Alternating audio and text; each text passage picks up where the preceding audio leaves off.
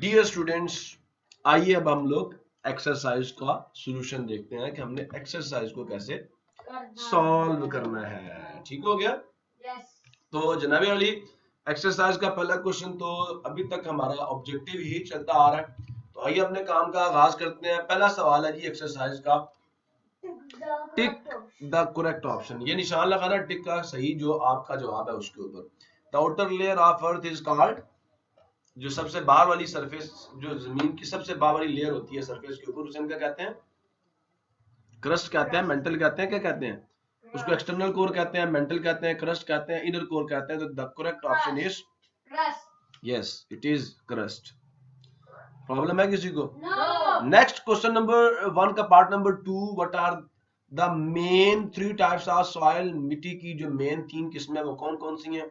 Silt, sand and rock नहीं, clay, humus and sand नहीं, sand, silt and clay. जनाबे वाली यही 3 किस्में सी पार्ट के अंदर, बट आगे वाले भी पढ़ लें, सिल्ट, ह्यूमस एंड क्ले नहीं, ऐसा नहीं है। Which type of soil is good for growing plants?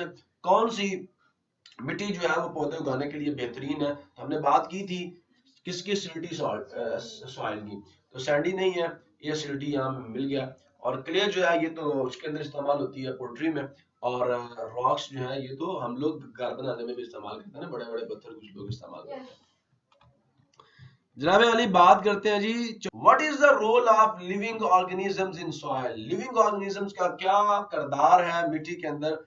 Making soil soft and airy, making soil hard, making the soil unfit for cultivation, making the air dry। बताओ जी, जो micro organisms होती हैं उनका क्या काम होता है? सॉइल को सॉफ्ट बनाती हैं और एरी बनाती हैं, ऐसे ही है ना? चलिए आगे। उसके बाद the amount of fresh water on earth is, कितनी है जी? फ्रेश वाटर की जो मिकदार है जमीन पे वो कितनी है? मेरे बच्चे पीने के काबिल पानी सिर्फ 1% है। नहीं समझ आया? What is important in natural manure? कौन सी चीज इंपॉर्टेंट है नेचुरल मैन्यूर के अंदर? मिनरल्स हैं, डिकेड मैटर है, सैंड है या सॉल्ट है? डिकेड मैटर में सारा कुछ आ जाता है। आगे चलें जी। अब जनाब अली क्वेश्चन नंबर 2 है, राइट शॉर्ट आंसर्स। ये बेटा मैं आपको पूरा चैप्टर पढ़ा चुका हूँ, ये सारी बातें मैं उसमें बता चुका हूँ, इस वजह से मैं फौरन सर्कल्स लगा देता हूँ। अगर फिर भी कोई मसला है तो आप मुझे बताएं, मैं इंशाल्लाह आपका मसला सॉल्व करूंगा। ठीक है? तो बाकी रही बात, नीचे कमेंट सेक्शन भी है, आप मेरा लेक्चर सुन अगर यूट्यूब के ऊपर तो उसमें अपना क्वेश्चन लिखें।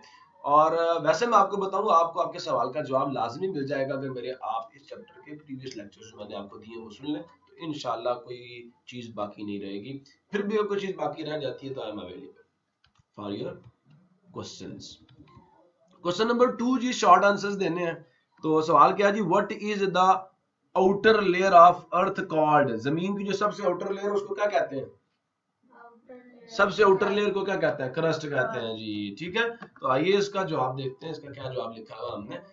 लो जी, what is the outer layer of earth called, what is its importance in our life? और उसकी हमारी जिंदगी में क्या अहमियत है? तो जनाब अली पहला जो सवाल है, इसमें 2 सवाल पूछे हैं। पहले सवाल का जवाब तो ये, the outer layer of earth is called crust. अब क्या कहना है, what is its importance in our life? हमारी जिंदगी में इसकी क्या अहमियत है? तो जनाब Ali it is a part on the earth on which we live. ये वो हिस्सा है जमीन का जहां हम रहते हैं, फिर हमारी सारी फसलें इस पे होती हैं। ठीक है, it is the part of earth that supports every form of life. ये हर किस्म की जिंदगी को सपोर्ट करता है। फिर this part contains lofty mountains, है ना, सारी खूबसूरती भी यहाँ पे है। Deep oceans, rivers, deserts, green fields and rural and urban dwellings are populations भी इसी के ऊपर है सारी की सारी, चाहे वो शहरी हो या देहाती हो। आगे जी जनाब अली दूसरा सवाल आ गया आपका, which soil is useful for poultry?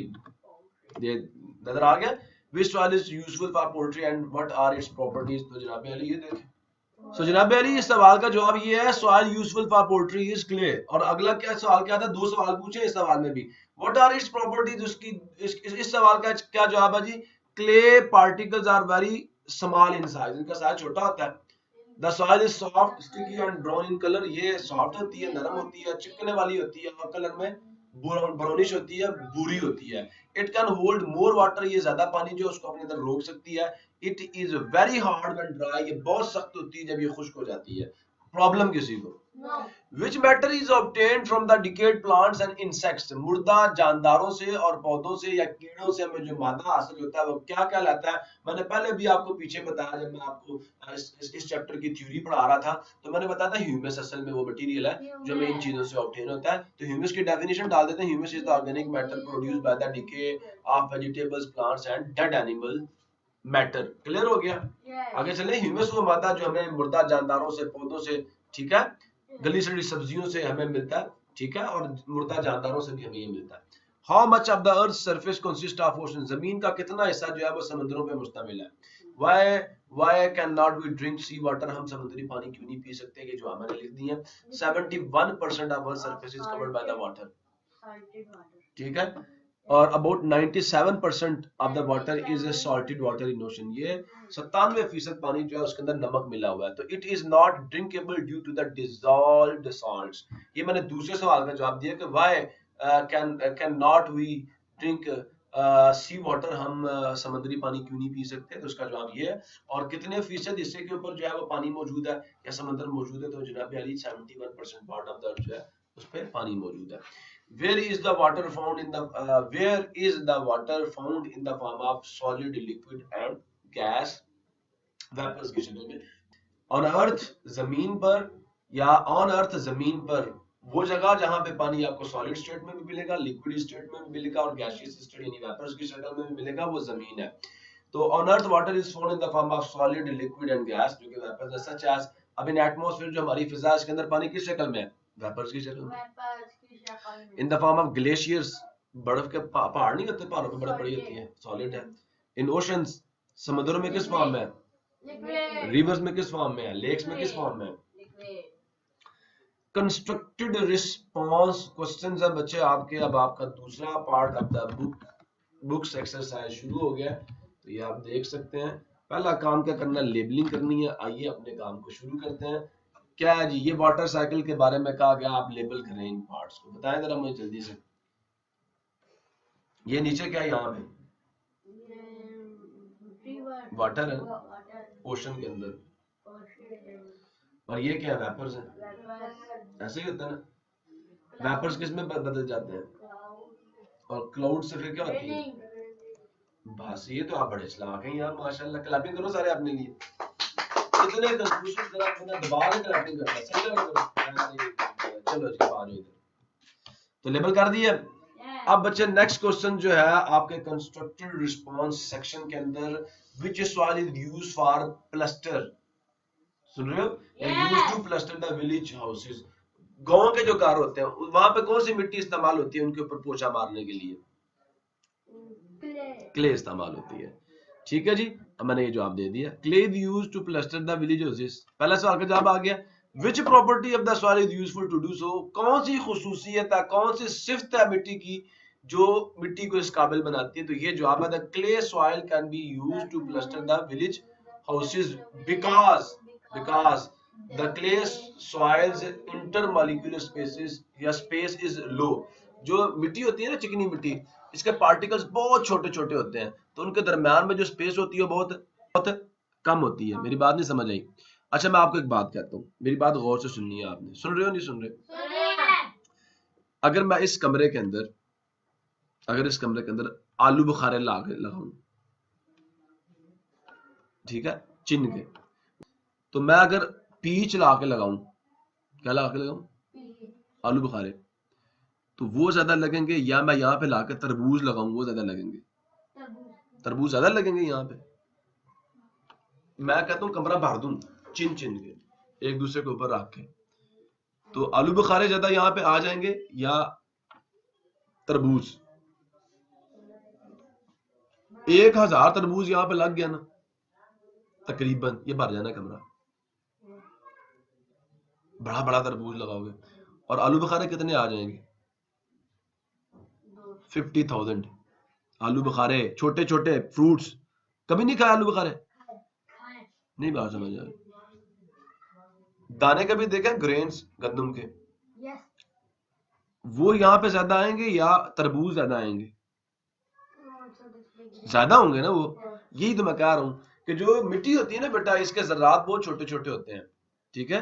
तो इनके छोटा हो जाने की वजह से इनके दरम्यान इंटरमॉलिक्यूलर जो स्पेसेस आ जाएंगी वो बहुत कम आ जाएंगी and it can get sticky, इससे वो चिपकने वाले हो जाते हैं, उनमें चिपचिपाहट आ जाती है। ठीक है, मैंने कम इन कांटेक्ट विद वाटर, जब उनके साथ पानी लगता है ना, पानी, तो ये चिपकने वाला मादा बन जाता है। ठीक है, so it is very hard when dry. फिर जब ये चिपक के हम लगा देते हैं प्लास्टर, तो जब ये खुश्क होता है तो ये बहुत ही ज्यादा सख्त होता है।